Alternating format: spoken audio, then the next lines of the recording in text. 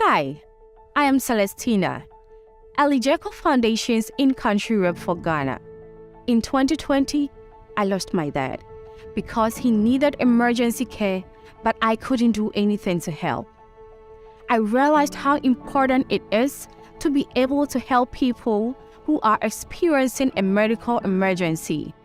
That's why I'm so dedicated to Elijeko's mission of providing free preventive health education, health promotions, and community medical outreach across Africa.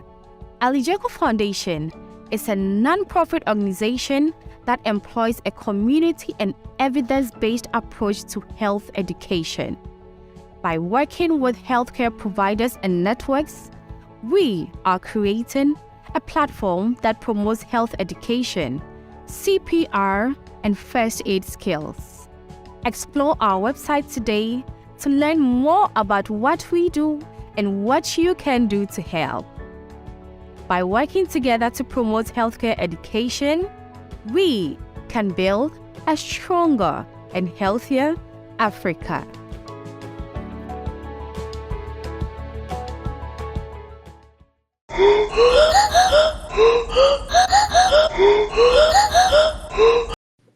In healthcare, there is often too much information and not enough time. Here at the Melanin Initiative, we avoid TMI by breaking things down into language you can understand. We create a safe space for you to ask your questions and share our nursing perspective without taking up too much of your time. Today, we're super excited to introduce a new guest to you. We're joined by Andrews Nyantakyi. Yeah. We're going to learn about his nursing journey and what inspired him to start a nonprofit organization. We're going to actually, in his perspective when it comes to health advocacy and how we can support him and his foundation. If you're new here, welcome to the Melanin Initiative. I'm Dr. Kimberly Madison, a doctorally prepared nurse practitioner and one of your co-hosts here at the Melanin Initiative, along with Alicia and Geraldine, who send their love in their absence. We are a health literacy podcast. When we say health literacy, we're talking about your ability to obtain information, to understand that information, and to use that information to manage your health and advocate for others. By watching on YouTube or listening on your favorite podcast app, we hope you feel empowered to ask questions, educated on how you can manage your health, and confident to navigate the healthcare system. If you haven't already, we invite you to subscribe. If you're watching on YouTube, you can click the thumbs up. So every time you log into YouTube or sign into your subscription section, and we've uploaded a new video, you'll be notified. If you hit the bell, you even receive an email.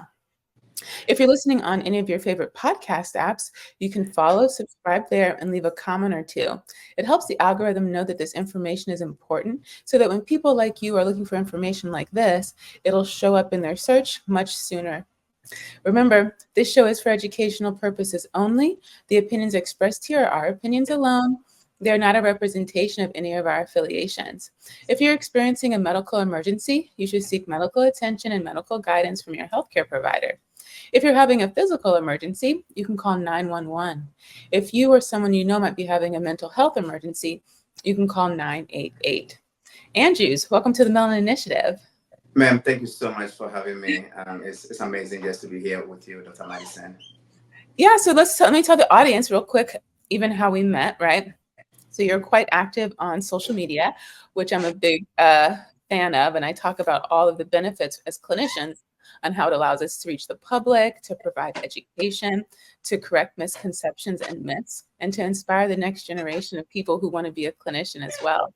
So you were out there, you're sharing your experience and your training, and you felt that the hospital system and experienced nurses could do a little bit better to support you, and you provided kind of a framework that is adopted from the military called debriefing. I was immediately attracted to that because I experienced the same thing as both a brand new nurse and as a new NP. And so I responded to your post, learned a little bit more about you, and decided that I was really curious on how we might partner in the future on some of your initiatives. And so here we are. Yes, ma'am. It is amazing just to be able to share our stories. And I'm sorry, my kids are just at the door, just watching me talk. Oh, that's okay. Do they want to say hi? Yes.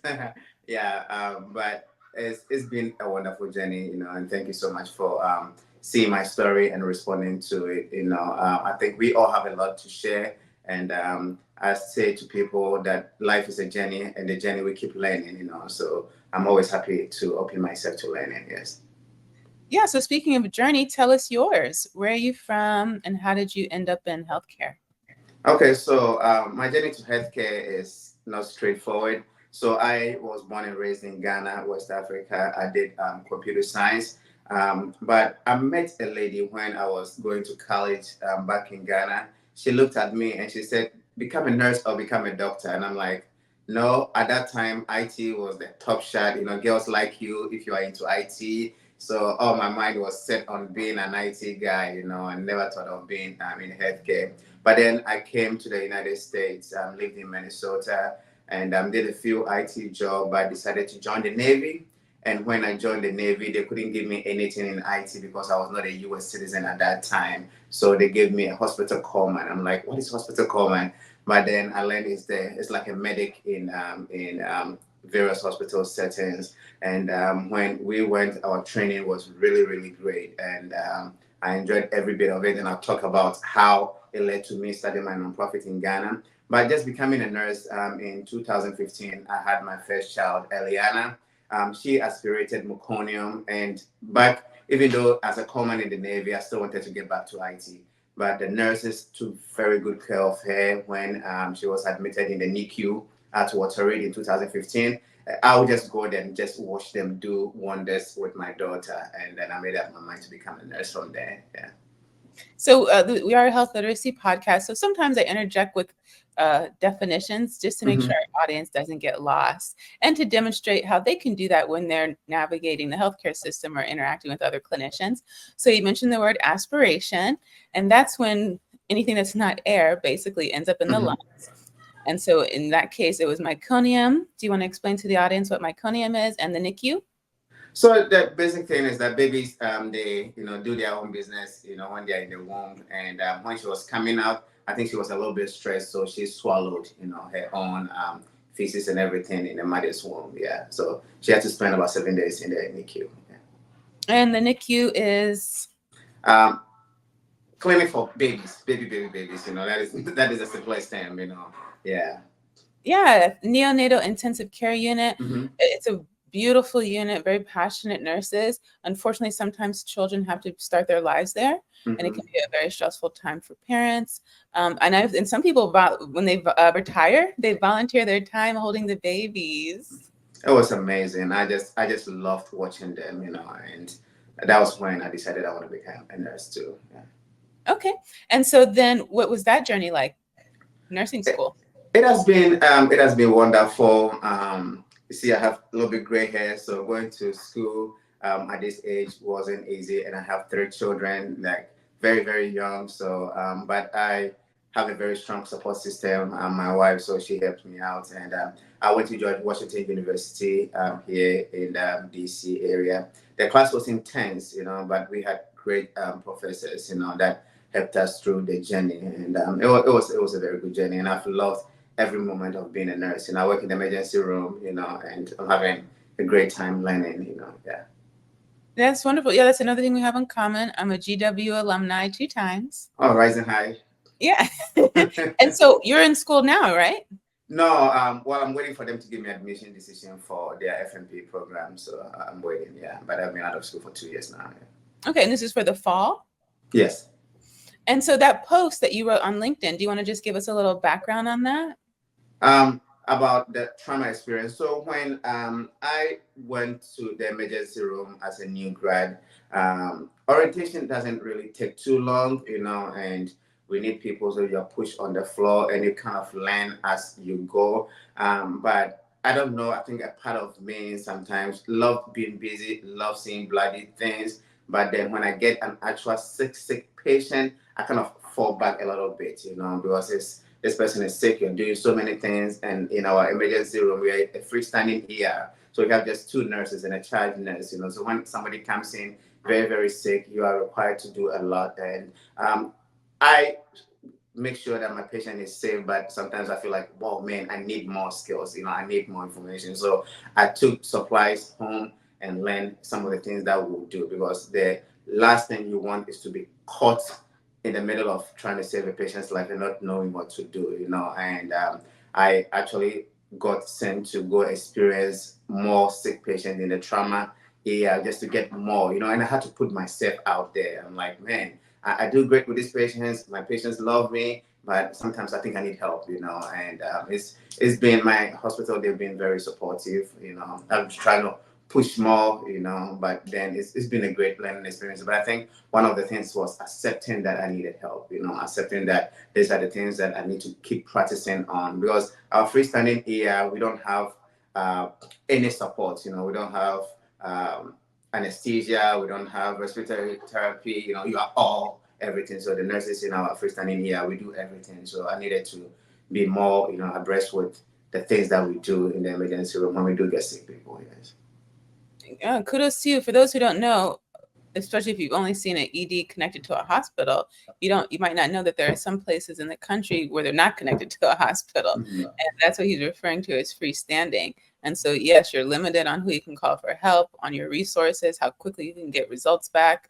And so, yes, it does require a lot of skills. Mm-hmm. And yeah, kudos to you for recognizing that you needed more help. If there's somebody listening in your same position and they want to get help, what are 3 pieces of advice you can tell them on how to go about getting that help that they need?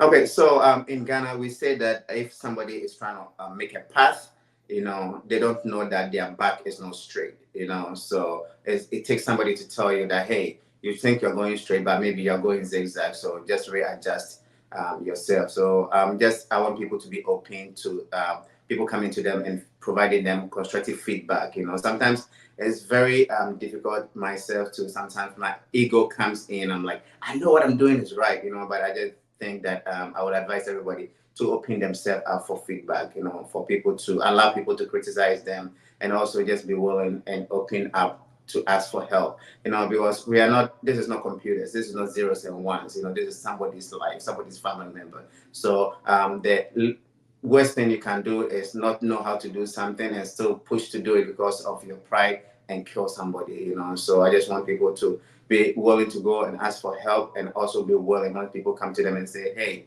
you don't know how to do this, maybe you should do it this way. It doesn't mean that their way is best, but just be open, have an open mind, yes. And what were you saying about debriefing? So debriefing, in the military, we did it so well. Every case that we had a chance to talk about how went well, what went wrong, how people feel about it. And I don't think we do it very well in the civilian side. And granted, I've only been a nurse for 2 years, but a lot of the cases that we've had, even in our freestanding ER, we don't really have time to sit down and talk about what went well, what didn't go well, and every society you are in, there's rumor mongering going everywhere. And they're like, oh, this person didn't do this right. I'm like, okay, what about we all sit down and talk about what Mr. A, Mrs. B did right, did wrong, so that we can talk about it. But then, like I said, I had 1 month trauma experience, and they had very, very, very sick patients. And I watched people, and I could really feel like there were people who needed to sit down and discuss what went on, But I don't blame the hospital system so much because it's so busy. You don't have the time. You're just moving through it. But I think one of the best ways people learn is really for all of us to sit down and say, hey, this went very well. Let's keep it up. We could have done this better. And even individually, ask how people are doing, because I was involved in some cases that I came home and like, man, I'm talking to my wife. I'm like, now I understand why people have compassion fatigue, because it becomes difficult. It dawns on you. And if you don't have support system like I do, you go home and you carry all these cases, And I think debriefing will help. We have a lot of data out there showing that healthcare workers are one of the highest people to commit suicide. And I think one of the things is that we don't talk about what happens in the hospital system. So we do our 12 hours, we see different cases, we go home, and people don't have that support system that I'm fortunate to have, So yeah, I think debriefing is very important, that we have to try. Yeah. Yeah, you did a beautiful job explaining that. Mm-hmm. And one of the things I agreed with you on was that the clinical setting is all about the patient. Mm-hmm. Even if you're told this is your training, this is your orientation, at the end of the day, the patient's needs are going to trump your needs as a learner. Mhm. And you're right, at the end of that shift, everybody wants to go home, but you still have your questions, your concerns, and your confidence still needs to be nurtured. Mhm. And so, yeah, you do kind of have to step outside of that clinical setting, whether it's the hours, the days, or even a whole completely different person to talk about the things that concern you. Mhm. Yeah. So let's talk about the part of your journey where you started a foundation. And can you Mhm. help me with the pronunciation? So it's Elijeko. So I have two girls, Eliana. So I put the first three, Eli and Jacolia, Jeko, Elijeko, and I put their names together to form the foundation. My vision really is to just show them that we can do more than what we have now. We can be a blessing to other people. We don't have to necessarily know them or be there with them, But my journey with the foundation started when I joined the Navy. So just a backstory, when I was in Ghana, I would have my backpack, walk on the street, and go to internet cafes. Now we don't have internet cafes anymore, but I'll go to internet cafes, do my computer stuff, then go home because I didn't have internet in the house. And one day I was walking down the street, somebody fell, and I'm going to use the layman's term because I didn't know what it was that time. He fell to the ground. We all circled around him, and he had a lot of saliva from his mouth, and he was hitting his head. And somebody came by. He stopped for a minute. Somebody came by, and the person is like, he's dead. And I'm like, oh, wow. So all of us people started crying. I didn't care. So I just walked away. But when I joined the Navy, our first training in San Antonio was to how to help somebody if the person is having a seizure. And the instructor came down, pretended he was passing up, had some foams coming out of his mouth. And then somebody came, turned him to the side, put a pillow under his head. And I'm like, oh my God, instantly I had a reflection to many, many, many years ago when that person fell in front of us. He was having a seizure or maybe a convulsion. He died now that I know because of aspiration. He swallowed his saliva, he choked up on it, and he died. I'm like, oh my God, this is so simple. And I don't know. I was upset, but then I was like, okay, I don't know why people don't have this basic information. So I called my wife and a few friends. I'm like, we have to start doing community education. Let's go out in the community and talk to people about things that affect them every day. And that the thing about Ghana, if people don't know, access to care is 0 to none. It doesn't really exist in Ghana. People struggle to get access to hospitals. They have to travel very far to go get the care that they need. Unlike here, that is, even though here it's not perfect, it's still better than what they have in Ghana. So I spoke to some few friends of mine, and we started doing the community outreach, Elijeko Foundation community outreach. So we're doing radio. So every Monday, we have different volunteers, nurses, doctors. They'll go on radio and pick a topic that is very relevant to the people of Ghana. Then we're doing free health screening. So we'll go to the communities. In addition to talking to them on radio, we go into the community and we provide free health screening. But as the years goes by, our ideas have changed, and I think I've become a little bit biased because I work in the emergency room. So we've turned our vision to pre-hospital emergency care, showing people what to do if something happens. Like I'm in the house right now.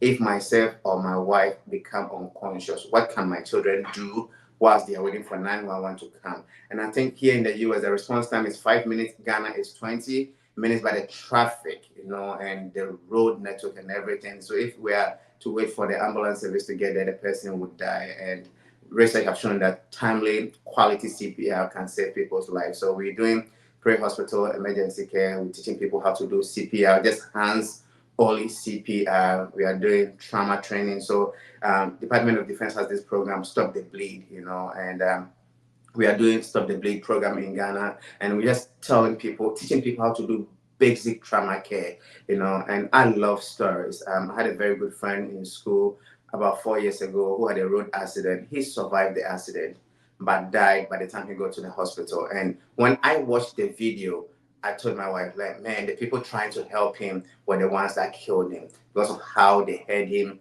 moving from his vehicle to the vehicle to transport him to the hospital. So we are just teaching people, and the need is huge in Ghana. But since we started in 2016, it's been amazing. And the Bible says that when you are blessed, when people can catch on to your ideas. In 2016 when we started, there was really not much, public education in Ghana, but now I see a lot of organizations coming on board and providing free health screening, free education. I'm like, oh my God, this is what I was looking for, and we started it and many people have come on board. So it's been a wonderful journey. It's been very, very wonderful. I hear people see my t-shirt and they're like, oh, I heard you guys on the news.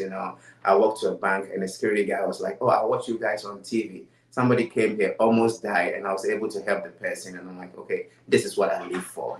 It's been a great journey. Yeah. And so you mentioned on Mondays you do teaching. Yes, so we do radio teachings in Ghana. We suspended a little bit because the radio station we had contract with went out of business, but we do radio teachings. We have some YouTube videos. We've actually created our own YouTube video, CPR video, because like when you go online and you want to look for CPR training videos, you only see foreign ones. And I wanted people in Africa to have a feel of their own background, a feel of their own people. So we spend a whole time creating our own CPR video that we share. And if you watch it, you'll be amazed. You'll feel like you are in Ghana, and that is what I want people to feel like. Okay, this is my community, this is the people, and it can happen when we go to church. It can happen when we are going on the street to buy food. It can happen in our schools. So it was a beautiful collection that we had put together. Yes. And what does the foundation do the other days of the week? So my staff just go out and just do CPR training, stop the bleed training, and we also added patient safety training also. So we have a calendar, we have a link that people invite us to their communities, and they do amazing job. I tell people that I always take the credit for what Elijeko Foundation does, but it's the people on the ground. They are traveling, they are going to communities, just making sure that the information is spread out to people. Yeah, so I'm quite familiar with Stop the Bleed. Actually, another GW alumni, one of my classmates in the BSN to DNP program. Mm-hmm. Shout out to Dr. Kristen Conti. Actually, she's serving right now in the military as well. Oh, nice. For her it was her DNP project. She did Stop the Bleed. That's where I learned about it. Do you want to tell the audience a little bit more about it? Oh yes. So bleeding is one of the easiest and most preventable ways, but then a lot of people die, from bleeding. So the Stop the Bleed program is just teaching people how to simply stop bleeding. If you see somebody in the house and the person is using a knife, cut themselves and they are bleeding, simplest thing to do is just apply pressure. And if the pressure is not stopping, try to pack the wound if you can, or just put a tourniquet on. It's a very simple way of saving people's life. I don't think there should be any reason that people are dying from bleeding when we can do some of these simple things, just applying pressure, to the wound. But always I tell people that safety is very, very important. You can't help me if you are in danger. So make sure that you watch your environment, make sure the environment is safe, understand what caused the person to start bleeding, and just apply pressure. Yeah.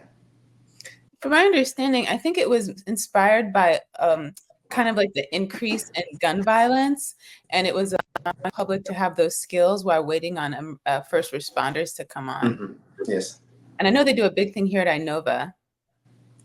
I believe they do. Inova has a program also as well. Yeah.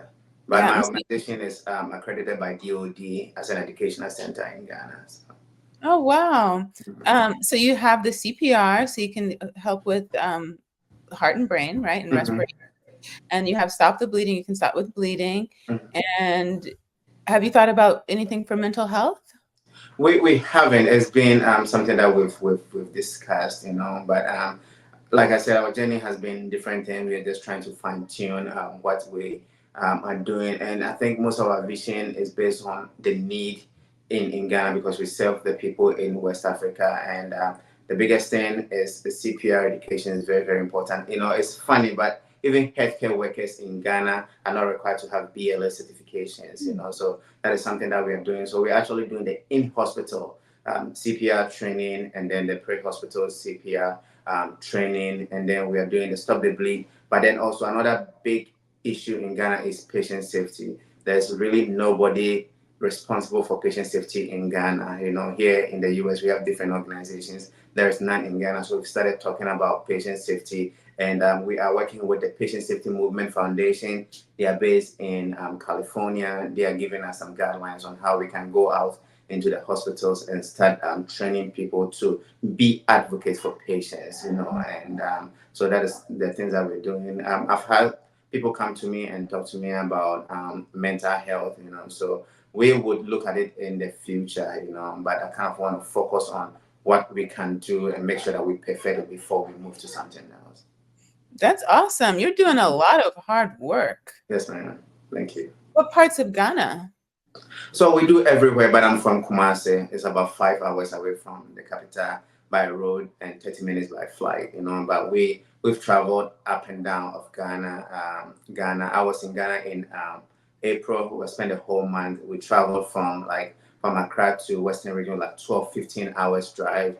We trained, I trained the military, and our organizational activities are very strategic. We are very strategic in who we partner with. So we partner with the National Ambulance Service because they are the first line of responders, and then we've partnered with the Ghana military so that we are training the military. And again, it's just because my background is the military. So when I went to Ghana, our first training was with the military. We trained the military police, because they respond to things. They are closer to the people. So we trained them on how to do CPR, bystander. Then we went to the military nursing training school, and train them. And we are working around to see if we can get partnership with the Ghana police, so that, because I want it to be very strategic, and these trainings have to be very meaningful. These are the people who spend their time day to day with the people in the community, so that is where we are.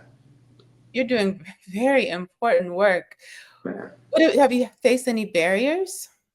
As a few of them. One, I think, and it's just coming from a cultural perspective, people from our part of the world do not understand the concept of volunteering or volunteerism, so if they come out, you have to be able to give them something. But we've been very fortunate to have some people who do understand the vision, and I think one of the biggest barrier is not having people who have the vision, who share the same vision as you do. I know we've been very fortunate. So I take the platform to thank my volunteers who started with us. They helped me shape the vision, and those that are with us still, and those who are coming in the future to support the work that we do. Because I live in America. I can't do this work in Ghana without the volunteers that we have. But as time goes on, a lot more people are getting open to the idea of volunteering, and I'm giving my time for free to support the vision. And the next barrier is also funding.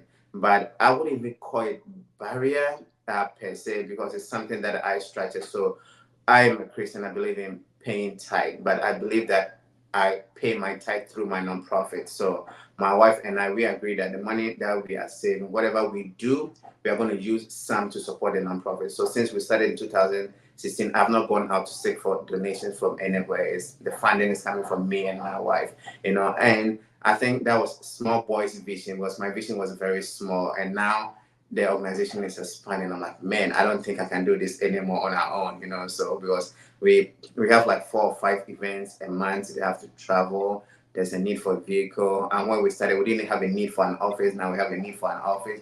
We have a need for more mannequins. And I'm buying, God, I've been very fortunate, so I'm buying some of these things. But it's getting to a point where I think like, okay, to scale up this organization, to make it more sustainable, then maybe we have to open ourselves for support from the outside. So we're now starting to talk, I never had a chance to put things down like our impact statement, because I wasn't thinking of going out and asking people to come in, and support us. And I use some few business modules. I have a travel business, so I was using profit. So if somebody buys plane ticket from our business, their profit we donate some to the NGO, and that is what we've been doing for this year. But it's getting bigger than I dreamed that it would be, because I have people from Kenya reaching out and say, hey, could you teach us your model? I want to do some.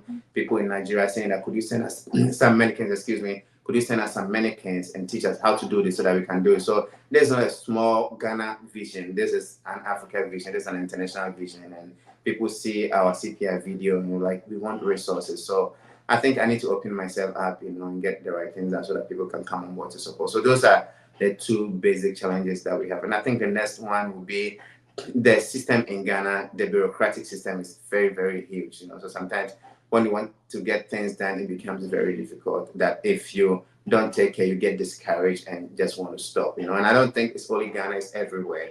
And so if things were a little bit easier, for us to be able to go and get things done, it will be okay. And I talked to a lot of funders who tell me I stopped doing this in Ghana because I was facing A, B, and C challenges, and I don't think those challenges should be there. But change is hard, it's not easy for people to change. But I think people are getting on board, people are getting to understand why we need to do what we do, so hopefully things will change in the future.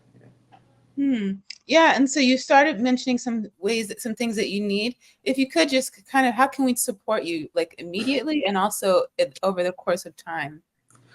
I use Elijeko Foundation to also show people Ghana and West Africa. So the first need is that I want people who will be willing to travel with us to Ghana, just to see Ghana for themselves and also to be able to share. I want people to also spread our YouTube video, share, download it and give it to your community. And the videos that we've done will be applicable anywhere you are, so they can share that. And if people want to support us financially or have a way to help us get supplies, we need mannequins. I've been working on getting, now American Heart Association has the new RQI, device for CPR training. I've been looking at how to get it. I've been looking at getting Lucas, because now we don't really spend too much time doing CPR when we have Lucas there. And this technology has not been introduced to Ghana yet, has not been introduced to West Africa yet. So I'm trying to find ways to introduce them, so want people to come, be on the ground with us, volunteering with us. And also if there is any way people can support, we are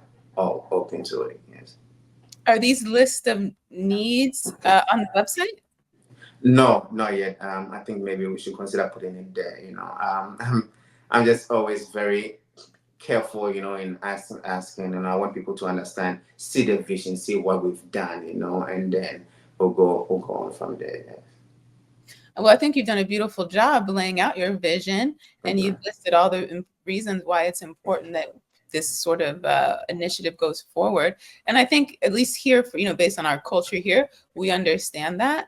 And I think, the nursing community is very strong. We're well connected, and we love to help. We love to support. So I think, getting your story out there, being able to share it is going to bring you a lot of attention. And so, yeah, once you get your website listed and ready to go, people will be ready to help you, I'm pretty certain. Have you done any writing, any publishing and articles about what you're doing? I should. I haven't.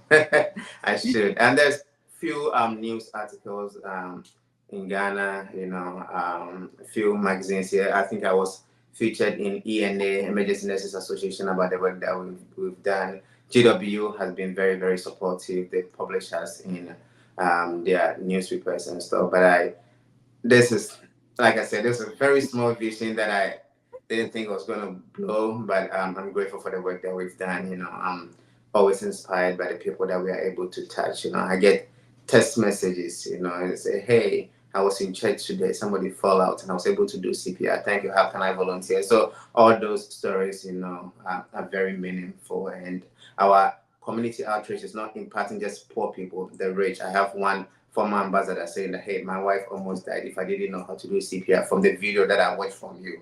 And those things are very inspiring to me. I just keep pushing us to continue to do what we do. It is. How are people learning about your foundation? So through our website, I think is solid, and through word of mouth and our radio program. And I'm very active on social media also. So, yeah. Okay. Great. Well, hopefully we can help you with that. Do you have a social media manager?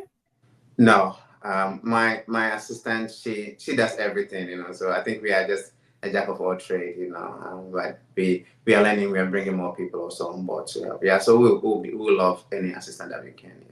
Yeah, I'm just putting out ideas for our viewers who are listening and want to actively help. I think you have a great foundation. You've certainly set it up, and yeah, that little vision is about to, become bigger than you ever dreamed of, which is a good problem to have. Mm-hmm. Before we sign off, is there anything else you'd like the audience to know? I just want to thank them so much for spending time with us. I know it's busy, it's summer, everybody has something to do, but everyone can do CPR, even me and you. CPR, simple. Check pulse, and if there's no pulse, start pushing the chest. Just make sure that the person stays alive until qualified or professionals get here. And please talk to somebody if you're going through things. It's tough. The socioeconomic factors around our life these days is very hard, so you can't fight all by yourself. So if you need help, I do it all the time. I'm always stressed, so I go to my wife like, I am stressed, I can't do this, and don't be shy to talk to people about the things that you're going through. I think there are people who are genuinely interested in helping, and I know our time is up, but 3 days ago I had an incident at work, and I'll go to a patient room, and please, nurses listening to me, when we close the doors, the patient still can hear us when we talk, outside. So I went into the room, and the patient was like, "You handled that very well," and I'm like, "Oh, okay." So I pretended as if I didn't know what he was talking about. But then the next day, yesterday, when I went to work, this nurse called me and said, "Hey, what happened shouldn't have happened. I sent an email. I was advocating for you." And I'm like, "Oh wow, people are always there." So there are people who are very genuinely interested in you. You don't have to be their friends, but they will be willing to listen to you and they will advocate for you. So we shouldn't keep everything within us. Let's find somebody to talk to. And let's have fun. I love traveling, so let's have fun traveling. Yeah, I'm curious, what are your aspirations in nursing? You're going into the family nurse practitioner program. What are you looking to do? Man, I think I don't even know what I want to do when I grow up. Yeah, so but I think one of the things that I learned with our mission in Ghana is when I started, I wasn't a nurse, right? So I was a tech, and when we went out, I couldn't really have hands-on with the people. I was like the guy whose money is doing the work. Now I became a nurse, so I'm able to do more. So that is why I want to become a nurse practitioner, so that I can actually do more, deliver direct care to the patient when we go out on some of these mission trips, and I'm going to Ghana 3 or 4 times a year. I'm going with a group in October. We are doing more training. We're doing free screening. I kind of want to be able to give more. If I didn't have gray hair, I would have gone back to medical school, but I think nurse practitioner is also a good route, and I'll be able to do more. Yes. I think so. Well, we can't thank you enough for your time. I thank you for engaging me and being willing to share your story and your foundation. We would love to help you as much as we can. We're certainly going to promote this and market it and get you connected to my network. I think this won't be the last time that we speak. So you have our contact information. Anytime you want to reach out or share anything, the door is open. You can consider yourself a cousin to the show. That's right. And you're still a new nurse, and so we're here to support you in any way we can, offer mentorship, guidance, any kind of support that we can. We're here for you and your family. Thank you so much. And it seems like you've accepted my invitation to Ghana, right? Yeah. So actually, yeah, me and my family, we go on reunion every year, and I told them this year that our next one's going to be in Ghana. So this one is actually going to be a friends and family retreat. Okay. So that whoever wants to go, because some people's family, they never go on reunions, right? And so maybe they've never thought about going to Ghana, and now here's a whole group of people, and it's like, okay, well, I didn't want to travel by myself, and now I have a group I can go with, and now I'm open to the idea, and I give we're planning in 26 to give people time to financially plan, prepare for work, so that we help to eliminate those barriers that are typically there. And so, yeah, we're really excited to be coming out there. I'm also one of the first 500 members of DNPs of color, and we're also uniting with Ghana. We have an initiative. And so I think it's in my cards to go to Ghana. And when I saw you on LinkedIn, it was just all these signs of confirmation. Yes, ma'am. Yes, ma'am. And if you have any question, my partner in the travel business, she sends people to South Africa everywhere. She's based here in Maryland. So we're going to be interviewing some agents. Yes, and Ghana is my home base, so anything you need, I'll be happy to support. Yeah, because I would love to do some work while we're there. Yeah, hopefully we can align in that effort. Yes, ma'am. Thank you so much also for the time. Yes. Oh, thank you so much. It's been a pleasure getting to learn about you and your journey, and to hear how passionate you are, and that you've been able to galvanize a group of people around you to support these initiatives to save lives. That's what you're trying to do, and you've opened up people's minds, and it's really just the beginning of what you're going to do. I can't wait to see your foundation grow. I can't wait to see your names in these journals. I know you're going to be on stages talking about this. I see you on TEDx. What you're doing is amazing. And it's a lot of work. You have taken on a lot of work. And sometimes God gives us the vision, but then he surrounds us with people who can carry it out. And that's you. Okay? Yes, ma'am. Thank you so much. Yeah, thank you everyone for watching. Remember, you can email us your questions or show ideas to tmi.melanin@gmail.com. If you haven't already, please subscribe to our YouTube channel and follow us on every social media platform. Say hello in the comments when you get there. Please share the show with your friends, rate the Apple and Spotify podcast. It gets more support to the show, and it helps get the message out there to those who need it. You can click the link in our bio, which has our Patreon page, which is where we are starting our community initiative to collect funds to purchase 25 blood pressure monitors so we can go into schools, teach the students and staff about the importance of primary care and how to accurately measure a blood pressure. And by the time this is up, our merch store might be there as well too, so you can check the link. It's season 3, so right now we're releasing new shows on Sundays at noon Eastern on YouTube and all your favorite podcast apps. We thank you so much for watching, and we'll see you next time. And thank you. Bye now. Thank you.